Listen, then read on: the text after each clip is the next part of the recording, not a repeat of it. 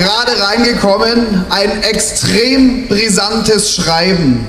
Dieses Schreiben, das kann ich jetzt und hier garantieren, wird einiges verändern. Dazu bitte Fritz Mielert von den aktiven Parkschützern.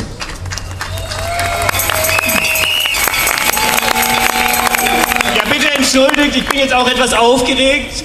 Wir haben es gestern schon verkündet.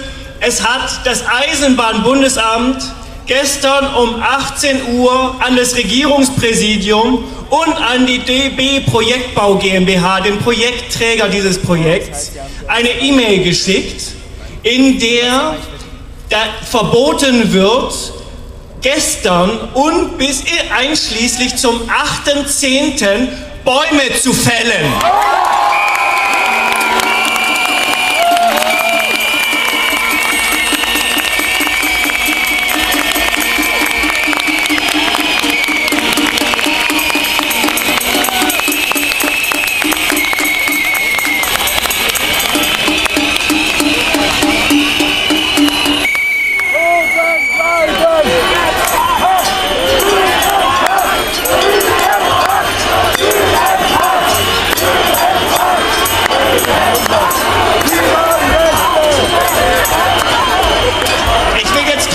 Kurz ein paar Zeilen aus diesem Dokument vorlesen.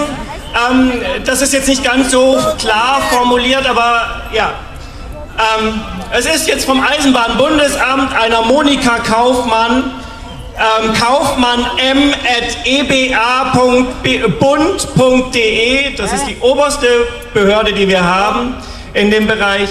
Wir fordern Sie daher hiermit auf, rechtzeitig vor Aufnahme der Bauarbeiten im Mittleren Schlossgarten, die zu relevanten Beeinträchtigungen aus landschaftspflegerischer Sicht führen könnten, den entsprechenden Teil der landschaftspflegerischen Ausführungsplanung in zugestimmten Form vorzulegen.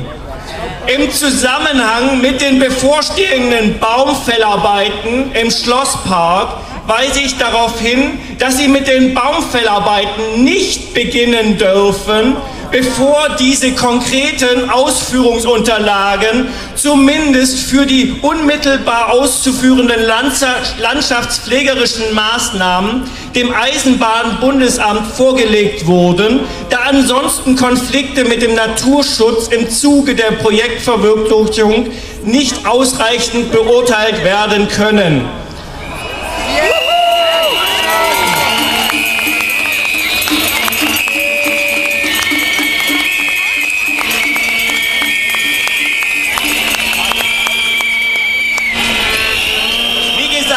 Dieses Schreiben lag dem Regierungspräsidium um 18 Uhr gestern vor.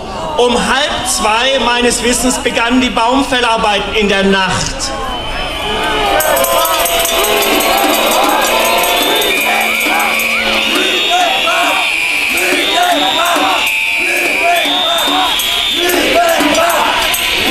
Vielen Dank, Fritz Mielert.